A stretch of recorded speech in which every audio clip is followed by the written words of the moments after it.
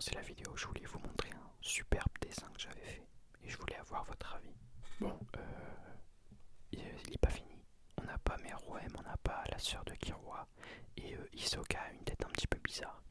Mais sinon, voilà, je voulais avoir votre avis parce que je le trouve cool, moi. Et si vous voulez voir mes petits dessins, c'est sur Instagram que ça se passe. Je vous mets le lien dans la biographie, dans la... Qu'est-ce que je raconte? Dans la description de la vidéo. Voilà, je suis trop content. Mais maintenant, on passe à la vidéo. Bon visionnage.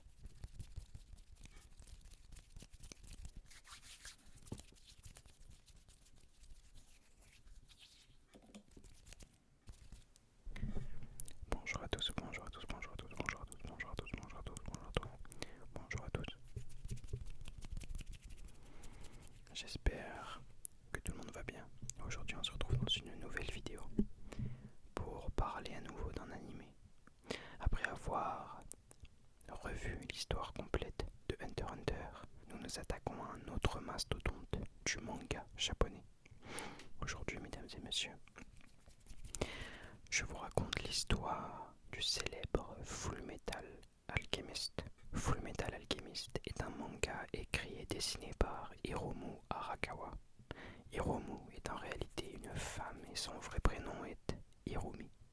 Elle a choisi un nom d'homme pour se préserver puisque l'univers du manga est malheureusement très masculin. Petite précision, avant de sortir leur histoire sous forme de manga, les mangakas sont en général prépubliés dans des magazines pour toucher un large public et mesurer l'engouement des lecteurs. Son œuvre est donc pré-publiée à partir de 2001. Une première adaptation animée a vu le jour en 2003, donc seulement 2 ans après le commencement de l'œuvre. Cependant, cette adaptation a rattrapé l'histoire originale et ont donc créé leur propre fin, qui est apparemment pas si mal. Et c'est en 2009 qu'une nouvelle adaptation sort, Fullmetal Alchemist Brotherhood. Jugée plus fidèle au manga de Arakawa, cette version est souvent la préférée des fans. Et c'est celle-ci que je vais vous raconter aujourd'hui. Nous nous plongeons donc dans le pays d'Amestris, qui est actuellement une dictature militaire. Une particularité de cet univers est l'alchimie. C'est une science poussée qui permet à ses utilisateurs, les alchimistes, de transformer la matière pour la remodeler. C'est un aspect très intéressant basé sur ce qu'on appelle l'échange équivalent. Il y a plein de vidéos qui l'expliquent très bien sur YouTube, je vous invite à aller les voir, mais pour faire simple, leur science est basée sur le fait de l'échange, et plus la demande va être importante, plus les sacrifices vont être importants. Chaque alchimiste est donc spécialisé dans la transformation d'un type de matière. Nous allons nous concentrer sur celui qu'on appelle l'alchimiste Fullmetal, un jeune homme nommé Edward Elric. Edward est accompagné de son frère Alphonse. Ils cherchent tous les deux à récupérer leur corps qu'ils ont perdu lors d'une transmutation humaine. Une transmutation humaine, c'est une forme d'alchimie très spéciale. En fait, quand ils étaient plus jeunes, leur maman est morte et ils ont cherché à la faire revenir grâce à l'alchimie. C'est ce qu'on appelle la transmutation humaine. Néanmoins, elle est interdite et aucune contrepartie n'est suffisante pour ramener quelqu'un à la vie. Je vous rappelle l'échange équivalent.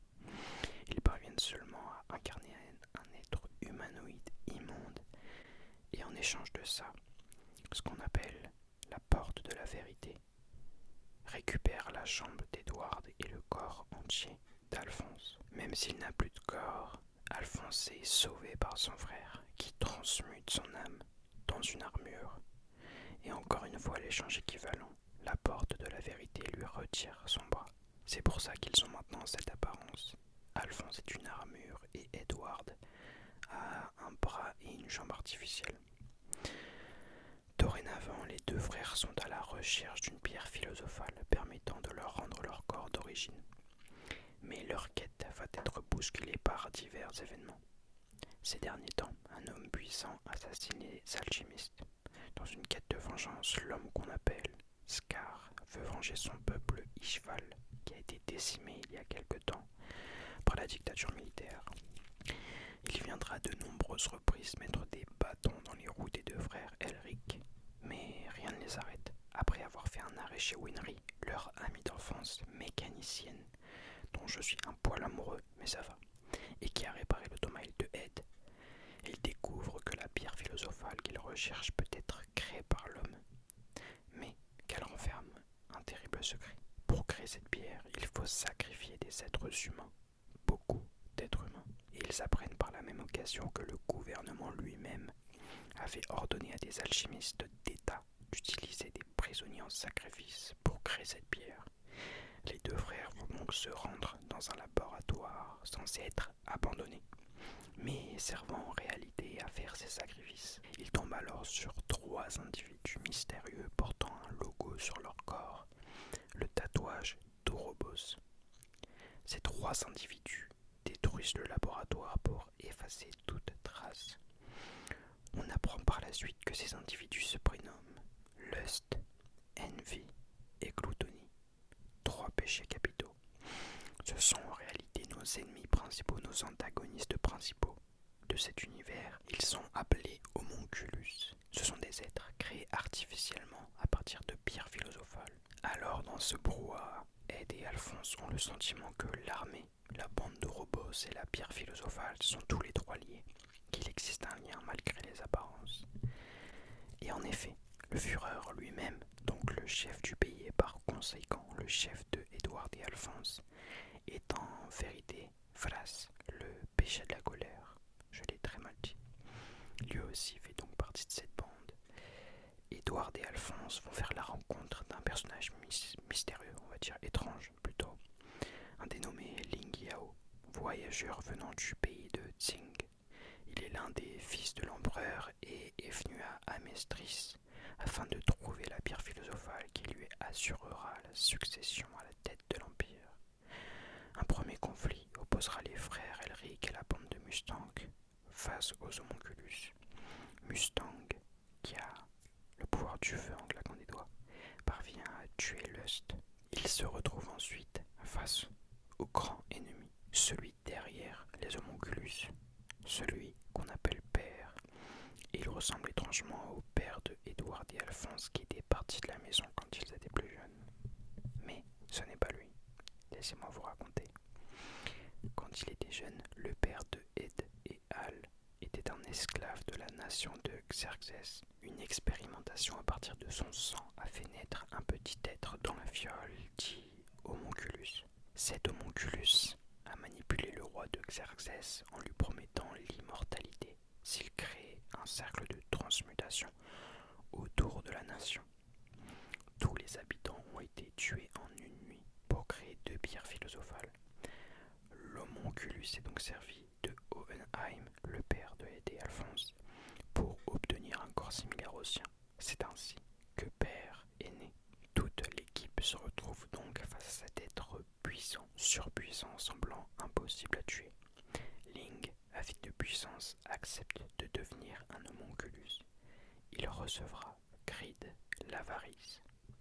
Ed et Al parviennent à s'échapper. Ces derniers se rendent au nord pour retrouver Mei Chang, une habitante de Tsing. L'alchimie de ce pays, appelée élixirologie, semble différente et peut potentiellement aider les frères Elric à retrouver leur corps puisqu'elle repose sur la médecine. Mais avant cela, ils rendent visite à Olivier Armstrong, la générale qui tient la frontière avec les pays du Nord, Drachma. Mais leur visite est interrompue par Sloth, la paresse. En effet, ce dernier creusait un mystérieux tunnel souterrain. Nos amis comprennent donc le but des homunculus. Ils souhaitent faire la même chose qu'à Xerxès, un cercle national autour d'Amestris pour obtenir une pierre philosophale surpuissante. Apparaît un autre péché, Pride, la fierté. Et il se trouve que c'est Selim Bradley, le fils du Führer, qui est un homunculus aussi. Les frères Elric s'allient donc temporairement avec Scar pour stopper les plans des homunculus. Un autre allié de taille s'ajoute à cette armée de fortune, Grid dans le corps de Ling. En effet, il s'est détaché des homunculus car, avare comme il souhaite devenir roi du monde, rien que ça. Le jour promis approche, les différents camps se rassemblent. Tous se passera en une seule journée. Et ça commence. Premier combat, Pride dévore Gluttony pour obtenir plus de puissance face à Hohenheim et Alphonse. Mustang combat Envy, fou de rage face à celui qui a tué son meilleur ami. La mort de cet homonculus est honnêtement magnifique. La fratrie Armstrong, accompagnée de Izumi Curtis et son mari, réussissent également à vaincre Sloth, difficilement. Se dresse alors un adversaire de taille. King Bradley attaque tout le monde. C'est finalement Scar qui parviendra à le vaincre. Ed affronte Pride et parvient également à le vaincre. Il n'en reste donc plus qu'un. Père, mais j'aime pas l'appeler père, qu'on va appeler Last pour la dernière partie de cette vidéo. Donc tous les homonculus ont été vaincus, il ne reste que Last. L'éclipse indique néanmoins que le moment est venu. Le pays tout entier va servir de cercle pour ouvrir la porte de la vérité. Dans ce monde, le soleil et la lune représentent deux faces qui, lorsqu'elles s'assemblent, comme lors d'une éclipse, symbolisent l'être parfait, autrement dit Dieu.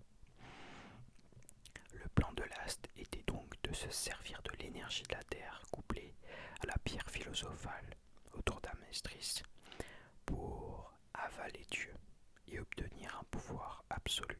Mais Hohenheim avait tout prévu et contrecarre ses plans en sauvant tous les habitants de la planète.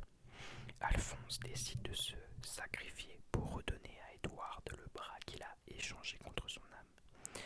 Edward libère désormais toute sa puissance face à Last qui n'arrive pas à contenir la puissance qu'il a absorbée. Et pour la préserver, il fonce sur Ling Yao et récupère Creed et sa pierre philosophale. Mais ce dernier, avant de mourir, carbonise le corps entier de son géniteur. Ed, dans un combat épique, parviendra à vaincre le premier et désormais le dernier homonculus. Mais ce n'est pas fini, il doit retourner chercher son frère. Il retourne donc vers la porte de la vérité et, toujours basé sur l'échange équivalent, récupère Alphonse au prix de son alchimie, de ses pouvoirs. Conclusion. À la fin de cette histoire, la population est sauvée. Les deux frères Elric sont rassemblés et le pays d'Amestris tend vers un avenir radieux. On aura quand même perdu pas mal de compagnons pendant cette aventure. Et c'est ainsi que l'histoire de Fullmetal Alchemist se termine. J'espère que la vidéo vous a plu. C'est un de mes animés préférés désormais. Je ferai un top un jour sur KHVOD. Toutes les chaînes sont en lien dans la description. Mais franchement, je l'avais jamais vu et il fait partie de mon top 5 je pense.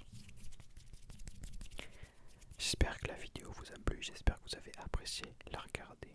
En tout cas moi j'ai apprécié la faire. On se dit à très bientôt dans une prochaine. C'était Monsieur H pour vous relaxer.